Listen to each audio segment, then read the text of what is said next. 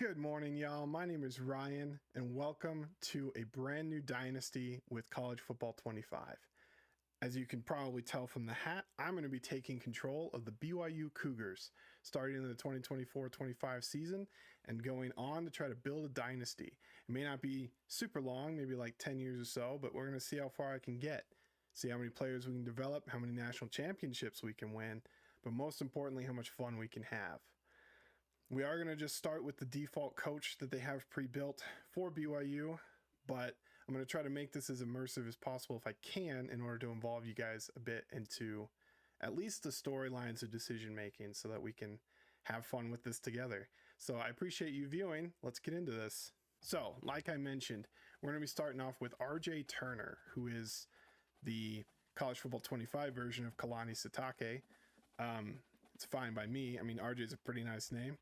We're going to have a multiple style offense and a multiple style defense, which is nice because I don't really have an offensive scheme yet. So having kind of a mix is going to be nice. I also think the team is built really well to kind of do whatever. And we saw that a bit in real life. As far as the contract is concerned, we got a 4-year deal and our goal is to win 5 games. That's probably undercut by the fact that they only won 5 in their debut season with the Big 12.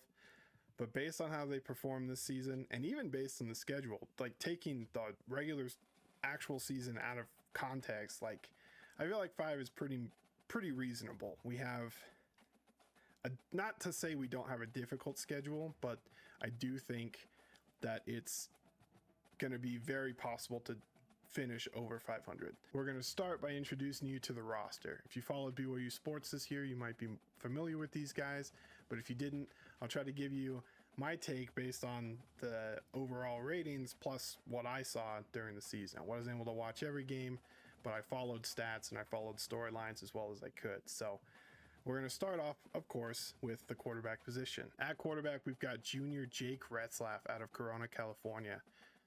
He's coming in with an 81 overall rating. He's got an improviser archetype, which means, he's going to be good from the pocket, outside the pocket, scrambling a little bit with it. That's kind of my play style with quarterback. So I'm pretty excited to use him and make him hopefully into as good of a player as he was in real life. Next up at running back, this is going to be our workhorse here, which is good because he has gold workhorse. LJ Martin is a power back out of El Paso, Texas. He's a sophomore this year, which is really nice, except that he has that pro potential deal breaker. So hopefully that doesn't get in the way of us in greatness. But I mean,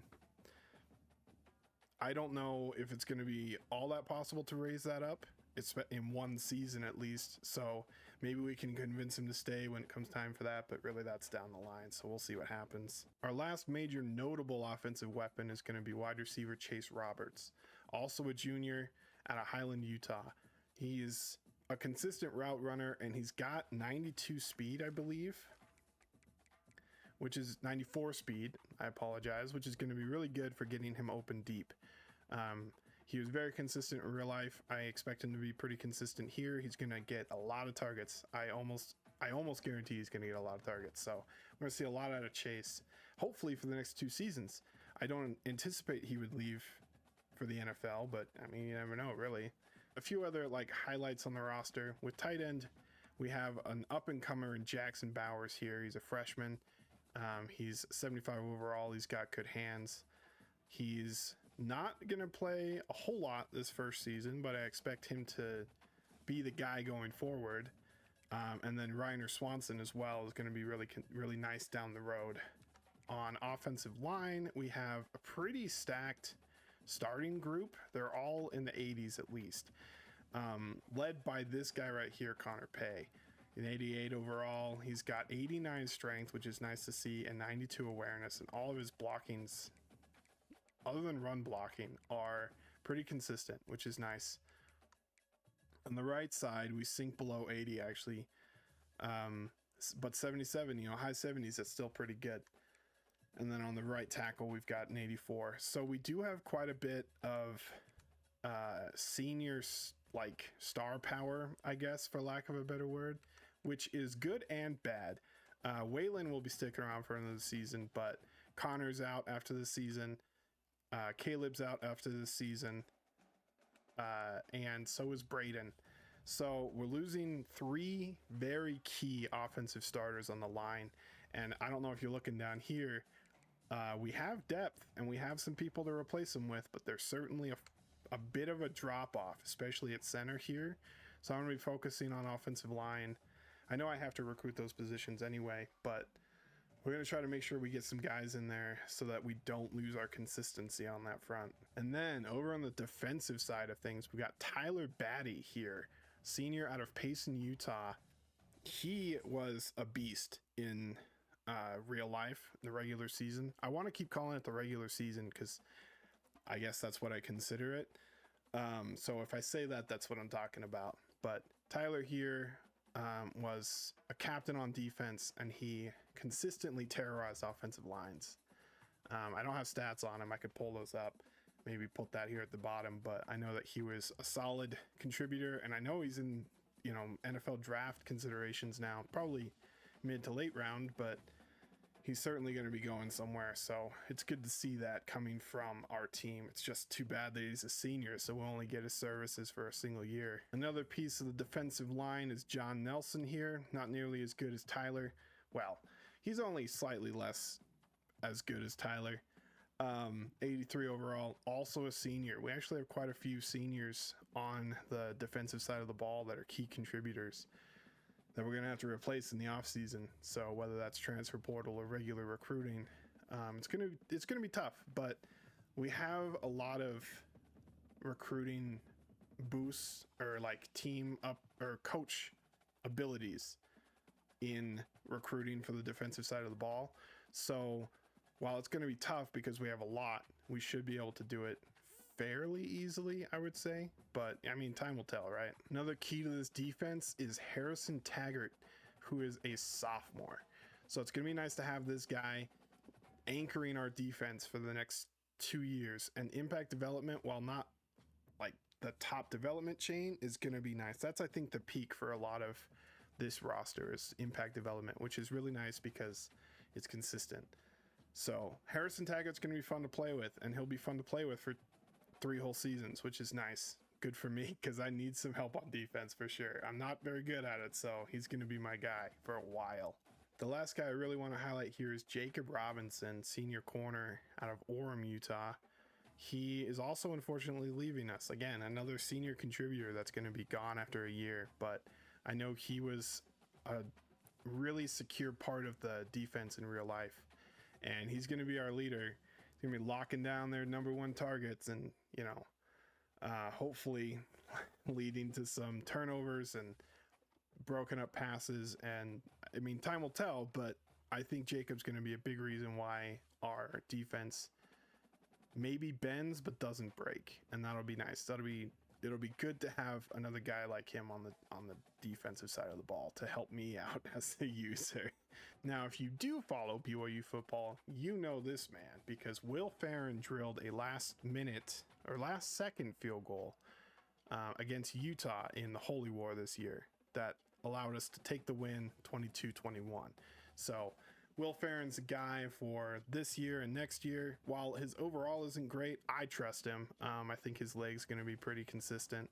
I mean, hopefully, much like Caleb Williams said, he won't be kicking it very much, but you never know how the dice rolls. So we hopefully won't have to use him, but when we do, I feel pretty confident in his ability. I don't actually know what his ratings are. Now that I say that, 91 kick power is pretty solid. 87 kick accuracy. So Will Farron should be able to, I don't anticipate missing too many point afters. He should be a pretty consistent contributor for us, which is nice. All right, next up, I do want to take a look at the schedule really fast. I didn't change it from the real schedule in real life. So again, if you follow, you'll know it, but I wanted to highlight a few things. First, we start the season with a home opener against an FCS team. Should be good to get some momentum out the gate. This game's going to be tough. I don't anticipate this one being too difficult, but you never know in college football 25, and you certainly never know in away games. K-State and Baylor are going to be, I think, tougher than they were in real life, and I'm a little scared, But getting into the meat of the Big 12, we've got some pretty solid teams in this lineup. And I don't know about overall ratings or anything like that, but I still think we can steal 5 games out of this. So I don't think we're going to have any issues with like finishing the season in a good spot. But I do think that we have to be careful with some of these games, especially the away games. So like UCF here, Rice Eccles is going to be a tough place to play, and Mountain America Stadium might be tough as well. So I'm not going to promise a conference championship by any means, but I do think we can finish at least in the top half of the Big 12. But I mean, time will tell. We'll see if we can do it.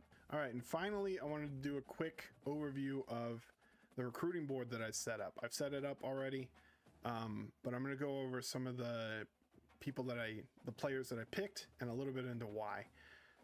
So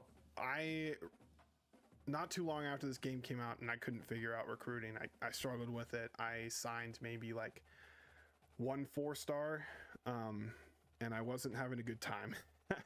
I looked up an Operation Sports Forum post that had a guide on how to do this.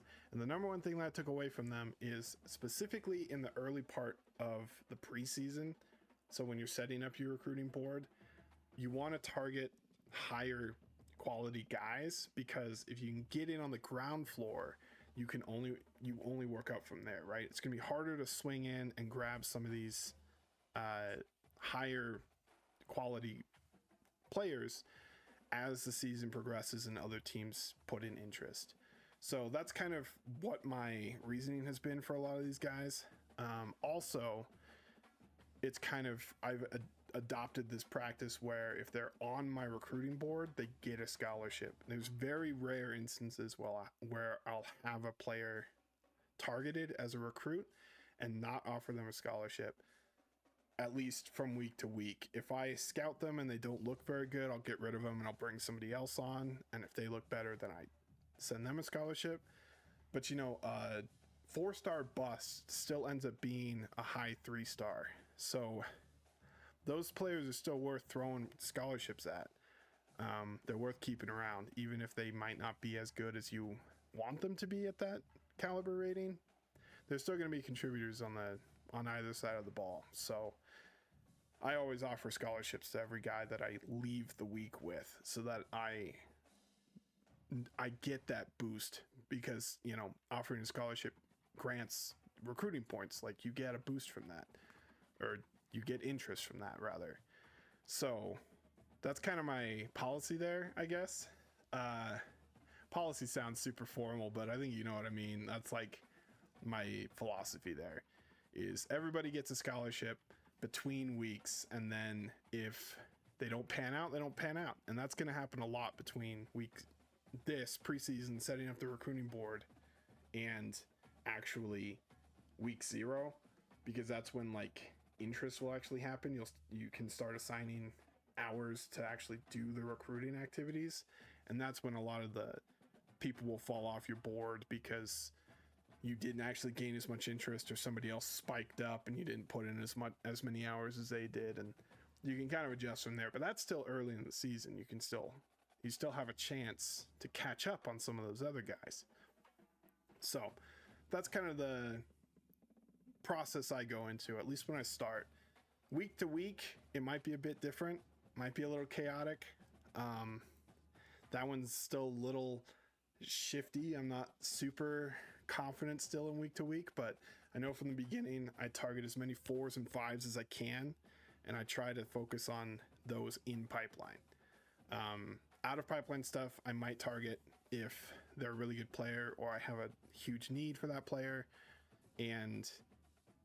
or if they already have interest in me, or I might target an out of pipeline guy later in the season when I need to sign somebody, or maybe I'm taking a shot on someone because I don't need to sign anyone, whatever it may be.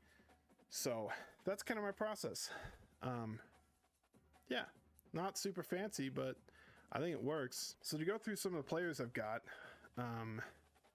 I need to sign 26 total players. You have 35 targets. I ended up using those extra 9 mostly on the defensive side of the ball so that I could get better quality replacements for those defensive starters that I'm going to be losing. But I think I may have thrown in a couple on the offensive side too.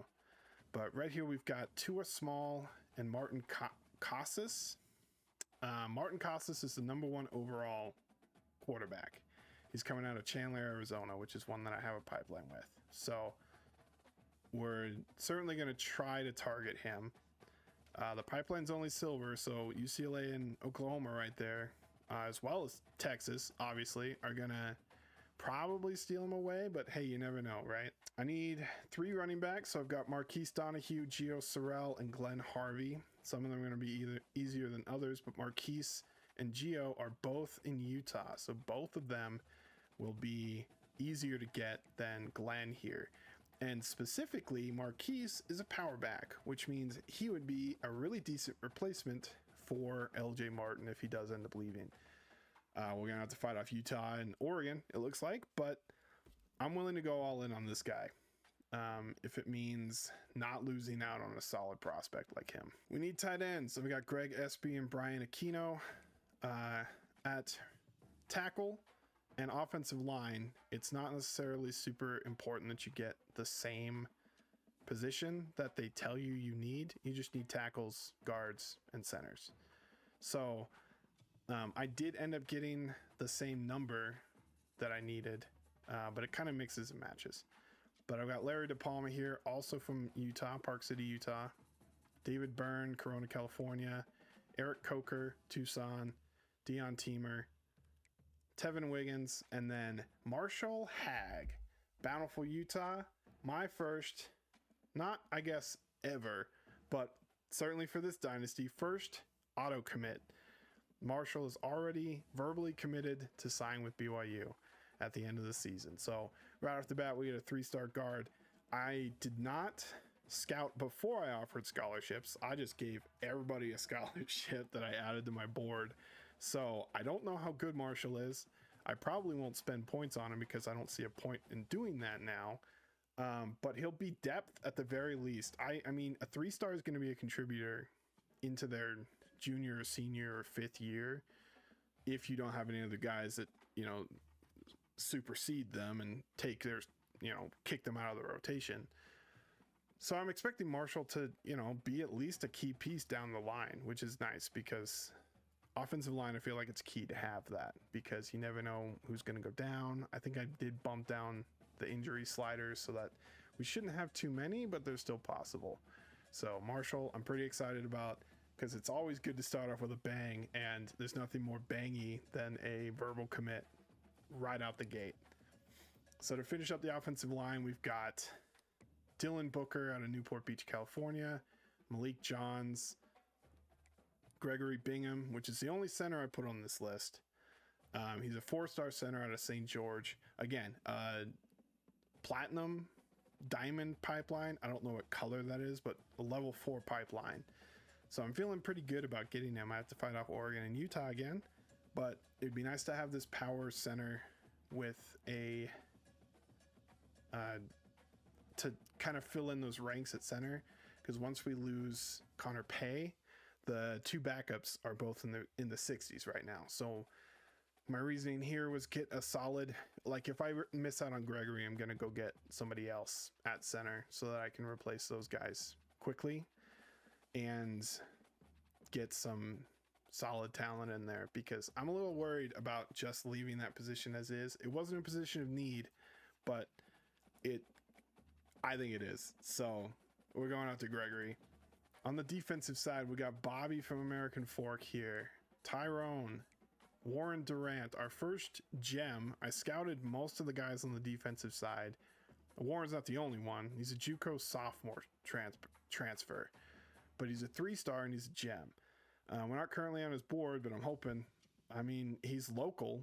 I would think that we could get him, but maybe he's not interested because he didn't think we'd be interested. But hopefully we can get to him before that top 8 gets filled up and we miss out. That'd be just devastating, I think, because I think he could be solid. We also got Rob Ackers. This guy's going to be tough. We got a lot of high pipelines there. So Might miss out on him, but that's okay. There's plenty of them. Viliami Bayless. This guy's a 4-star, but he's as a bust, which again, I think they're worth going after. If you have to fight for him, maybe not, but if you're able to kind of just zoom up their line, then I think they're worth going after. And then I do have this 5-star Jalen Boren. I think because he had interest in me. There's a lot of purple there, so I don't know how possible he is going to be to land, but you never know until you try. Defensive tackle, we've got 3 of those. California and Utah. We're going to get a lot of California and Utah guys because we have established pipelines there. We got an outside linebacker from Salt Lake. We're number 1 right now. We got to fight off Utah and Oregon. Apparently that's going to be a common theme. Jamie McCreary, again, a 4-star. That's a bust, but he's also out of Salt Lake. Also got the lead on him. Jarius Mayweather, also out of Salt Lake. Don't have the lead, but it seems like we should be able to get him. I can't imagine we're going to fight that hard. Byron Hart and Eric Beckett are both middle linebacker athletes. It doesn't say that, but that's what they are because I got them out of that position group. So I'd be fine with either one of them. I think I only need 2 middle linebackers, so between the 2 of them and Cortez Cookus, I don't really care. They all look pretty solid. Beckett, I guess, is a bust, so maybe I shouldn't even look at him, but between the 3 of them, I guess Byron and Cortez will probably be the best, but I'll take any of them.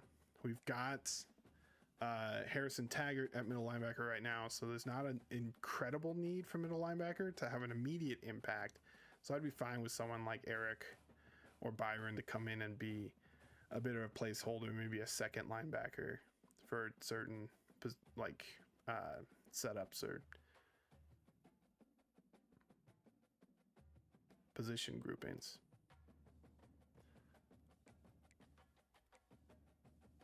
Then in the corners, we've got Devin Biggums, quite a few. Oh no, okay, so we only got 2 corners. I think we only need 1. I think obviously Zach Sims would be ideal. Also from Provo, so hometown hero vibes maybe. But Devin Biggums is from South Jordan, so he would also be a solid piece there. One of them to replace our good man Jacob Robinson.